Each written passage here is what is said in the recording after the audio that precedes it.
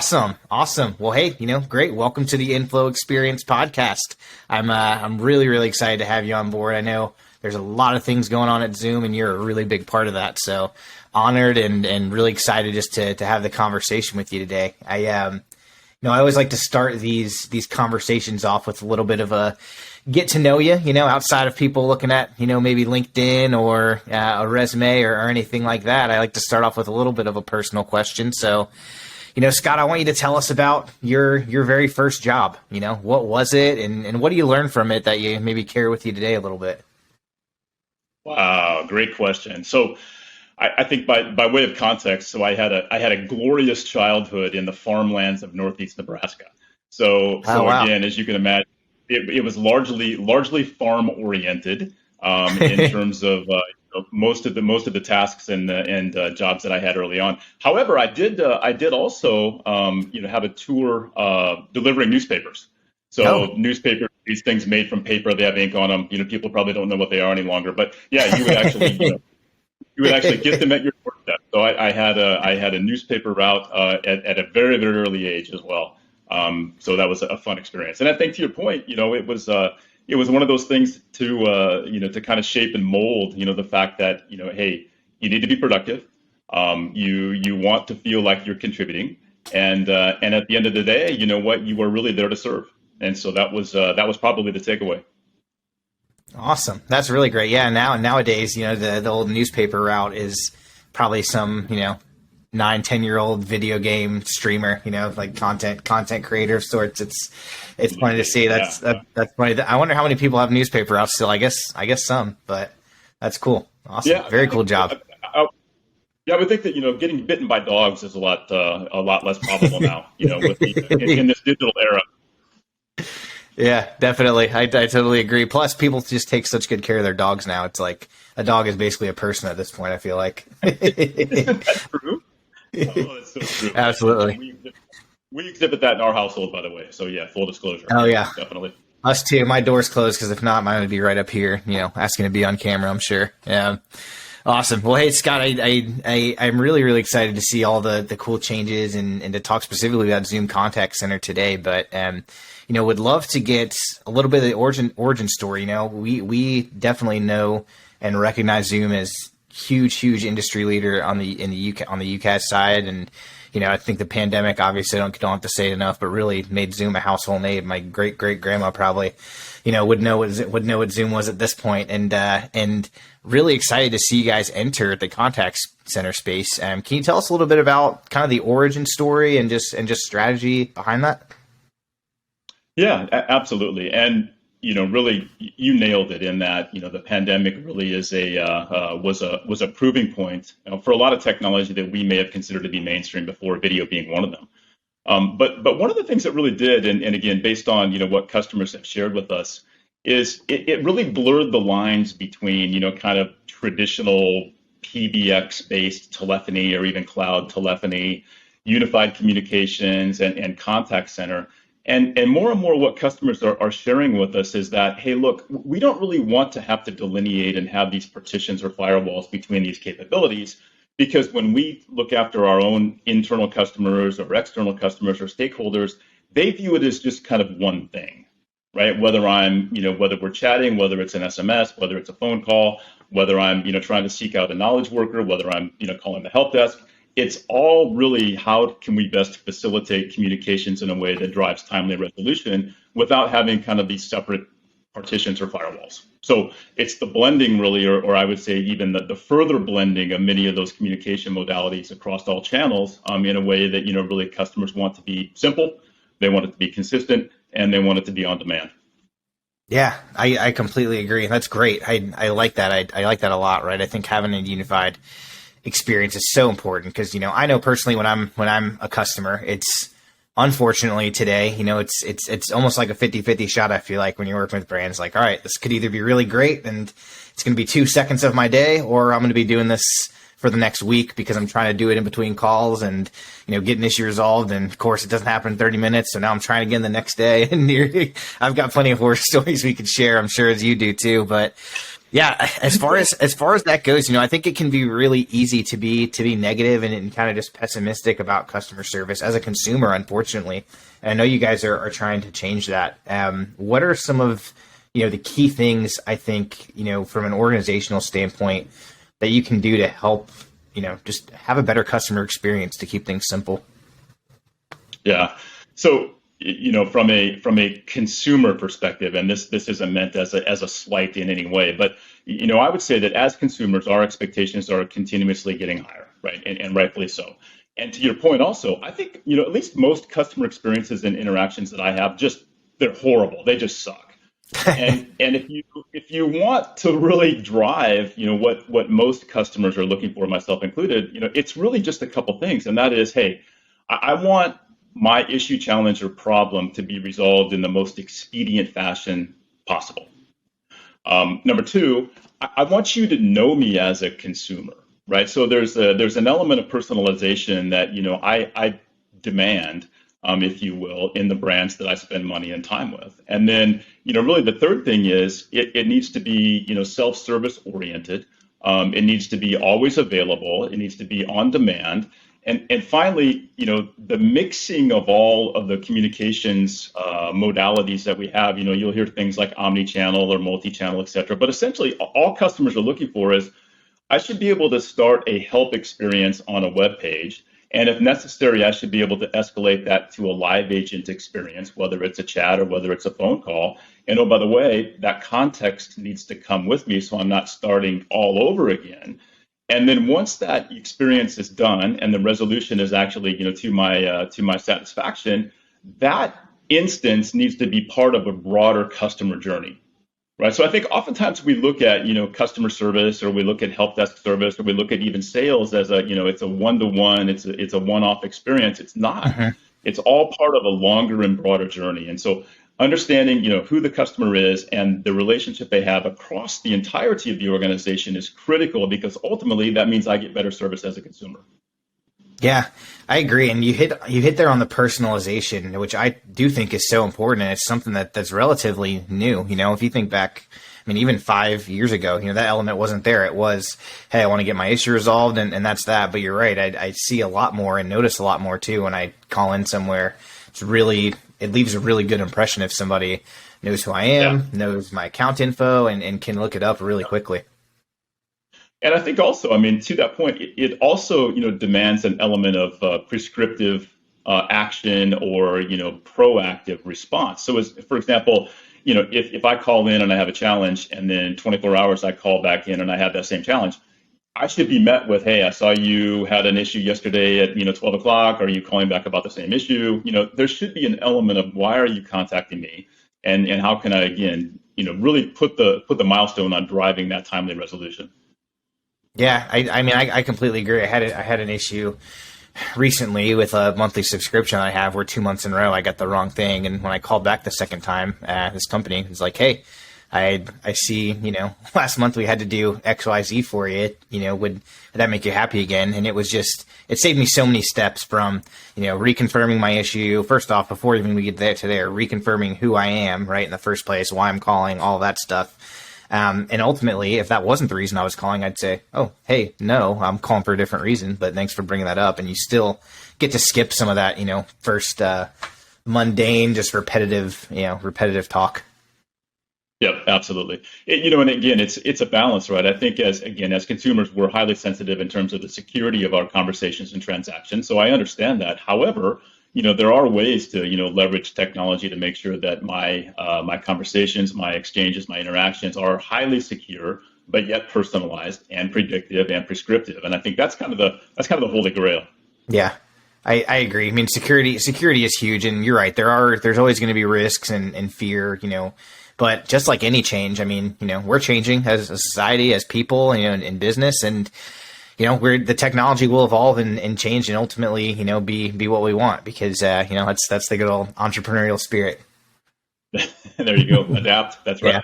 Well, hey, one of the other things I thought was really interesting. We had the privilege of doing kind of a lunch and learn with Zoom recently, and we got to touch on a little bit with them the acquisition of Solvvy. I know that's really big, specifically for Zoom Contact Center.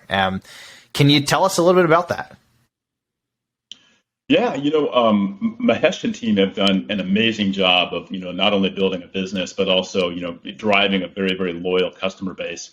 And it's really predicated on a couple of tenets that Mahesh talks about, their CEO talks about, quite extensively. And that is, again, most interactions that are bot oriented. So I'll use kind of bot in the generic sense. Sure. Are they're equally woeful, right? I mean, they're leaving a lot to be desired. What Mahesh's really strategy and goal is look, how do we actually harness all of the captive intelligence inside of an organization, whether it's a knowledge base or a knowledge management system or KB articles or SharePoint sites? How do we harness that in such a way as I can again be predictive and prescriptive in terms of a chatbot interaction? So essentially, if I have a question on either on a mobile app or on a web property, how do I actually use AI to infuse the timely resolution of that particular challenge in a way that harnesses all of the collective intelligence within the organization and learns at the same time in terms of the machine learning modeling? So it's that same goal of driving timely resolution to an issue. This, however, is predicated upon automation, and also is foundational to driving that timely resolution in the event it needs to be escalated to another I'll just say channel. You can actually bring that context with you. So it's an amazing capability and technology, and he has a tremendous customer portfolio already. But if you think about that bot interaction and that being kind of the customer interface or almost the ambassador that you're interfacing with on the web property or mobile app, it's an amazing offer. And so that in and of itself is valuable. I think that inside the contact center experience becomes even more valuable because you're keying off those tenets of providing all of the information that customers may need in a timely way on demand, and leveraging the intelligence that you have inside of your organization and in a way that continuously learns. Yeah, I completely agree. And I mean, to a customer, that's priceless, right? We've talked a lot already about great customer experience and making it easy to do business with a company. That's one of the things that I, quite frankly, value, I think, more than anything. If I'm going to interact with an organization, whether it's short term, long term, it's like, is it going to be easy? Is it going to be easy? Am I going to feel positive about my interactions? And if the answer is yes, I mean, it's a really easy decision for me to say, okay, sure, they're a little bit more maybe expensive, or there's something else, other factors where they're maybe not the greatest, but it doesn't matter because it makes my life easier. And I think that that's really great on the customer side. But thinking about your contact center agents and their day to day. How would Solvvy or kind of that bot technology help them out? Is the goal there to completely replace them and make everyone's jobs robots, or is it? Can you talk about that a little bit? Yeah, absolutely. It's first of all, I started my career in the contact center space. Oh wow. And, yeah, it was interesting. I mean, as an agent, so I'm inbound and outbound both. In fact, I think I may still hold the record of selling the most cookbooks over the phone at some point in time. But one of the things that I will say is that being an agent is really, really hard on a lot of different dimensions, and the technology was always one of the hardest things. And we've actually done studies that show an average agent, if there is such a thing, but an average agent will have anywhere from 8 to 15 different windows or applications open on their device just to try to resolve what the customer is trying to get done. Wow. And so, number one, I think AI capabilities and technology in all facets of our life will only continue to get better. With the advances in machine learning, I mean, all of that is to our benefit. And that said, it's my strong opinion that agents will never go away. That the human element of customer service will never go away. Now, I would also argue or position that what the mission of those agents is will certainly change, and they will handle the more sophisticated and complex and kind of high value transactions and issues that customers have.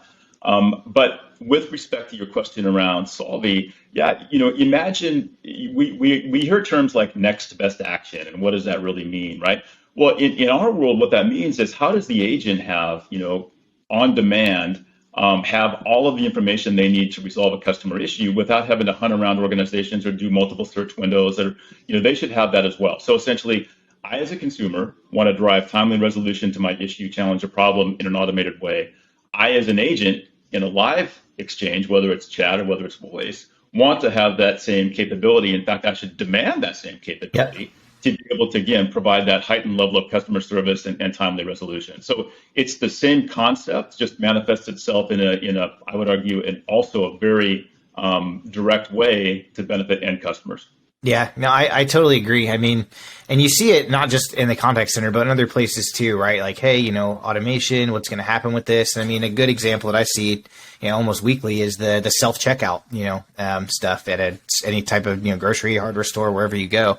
You go up there and it's not completely, automated and, necessarily replacing jobs. There's still one, sometimes two, sometimes three people helping out with either the bagging process or, hey, there's an issue, or, hey, I need to see an ID because you're purchasing something. So, I think that same concept applies, right? If you're taking, to take a real life analogy, it's like, look, certainly what those people are doing is absolutely different, but, honestly, you're getting more value out of them. Let the machine and let the thing that's, one-time investment take on some of that, mundane things, the actual physical scanning in that sense, right? That people probably don't enjoy doing anyway. And a lot of people that do things that, that they can and are able to do. Yeah, I think that's right on. Even just in our day-to-day world, password resets, right? You should never have to speak to human beings to do a password reset. I mean, and again, I'm not being disrespectful to those organizations that still have that workflow.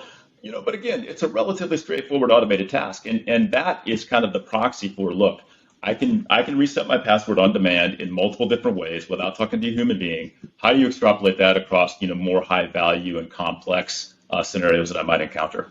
Yeah, I completely agree. And just for the record, I'm one of those people who, I don't even know any of my passwords. I think if it's not saved, I'm like, all right, I just got to hit forgot password. So when I have to, interact with the organizations that make me talk to somebody, it's that's a really big struggle for me.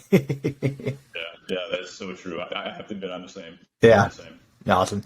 Well, Scott, one of the last things that I want to talk about is there's been so much change. As being a veteran in the industry for so long. In the ability, the innovation, the technology, surrounding contact centers. So I'll ask you kind of a two-part question. The first part is, what do you think the biggest, I guess most impactful is the better way to say it, most impactful change that's happened in the last maybe 3 years has been? And then when you look ahead, if you have a crystal ball, right? When you look ahead maybe 5 years, what do you think that the most impactful change or technology will be? Yeah, I hate to harp on the pandemic, but one of the things that really has been an outcome of the pandemic is the world of hybrid work is here to stay. And again, hybrid will be defined differently by organizations and what their vertical affinity is or geographic locations. But the ability or concept for me to be productive, safe, secure, and feel included in a remote setting, whether that's in a home or a hotel room or an airport, that's going to continue to be pervasive across the world.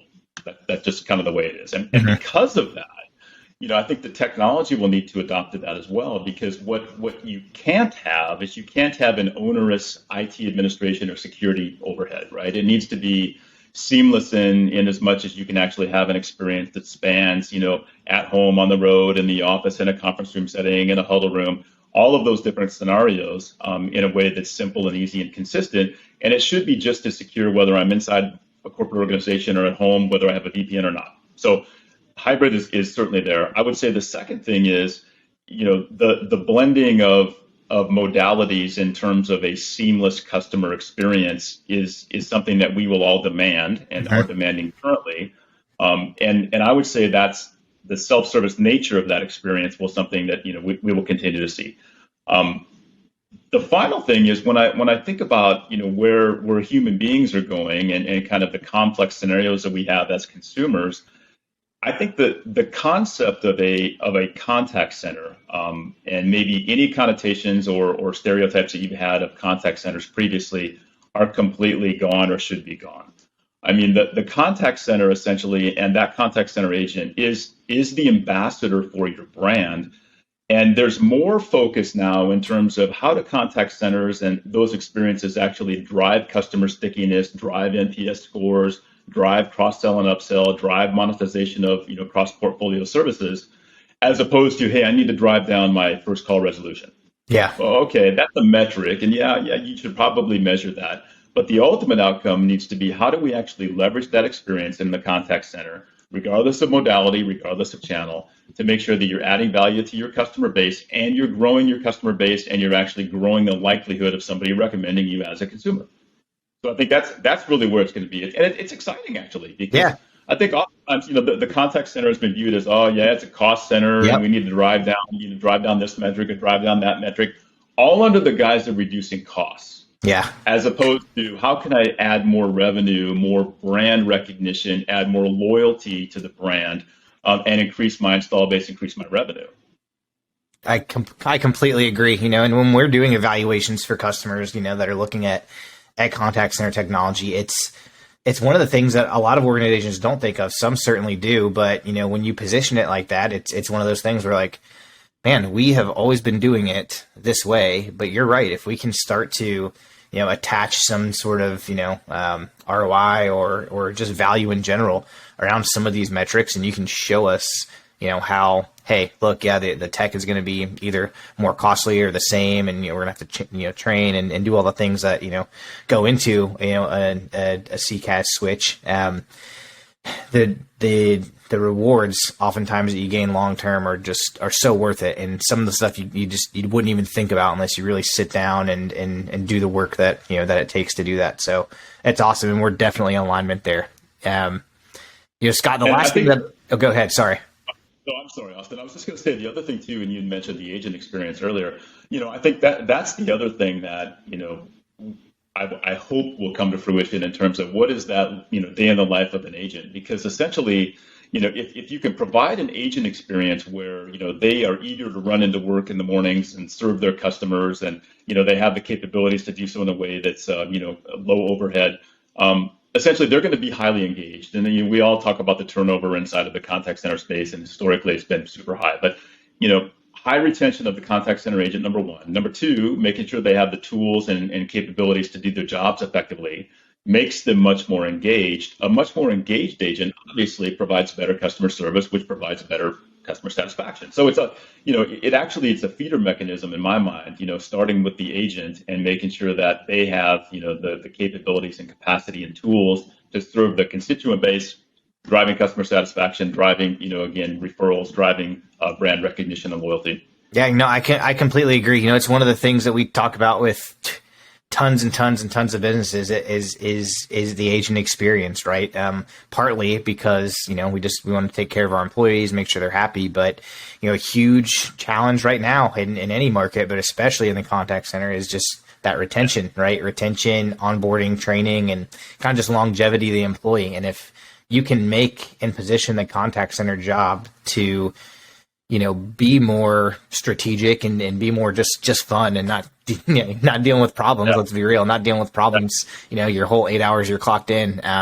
It's just going to make it that much easier, which ultimately, helps the business and then helps people too, from kind of an altruistic, perspective. 100%. Yeah, completely. Awesome. Well, hey, Scott, we do have a few more minutes left, and I got to ask you, it's because I see this, sometimes in contact centers today, and it's a little bit vertical focused in my opinion so far. But video, you guys are Zoom, which obviously is as we talked about, first and foremost, kind of recognized as leader, especially in video today. And I know there's a lot of other stuff, awesome stuff that's going on that we've talked about. But where do you see video fitting in, the contact center, space, from, I guess, both from the customer and from the agent perspective too? Yeah. Our conversations that we're having today with customers around contact center are really centered around video. Okay. And the ask and request is quite interesting, and that has been, hey, we're striving to have, again, all modalities represented. We want to be fluid and all the things we spoke about. However, consumers now are becoming and have become much more comfortable with video.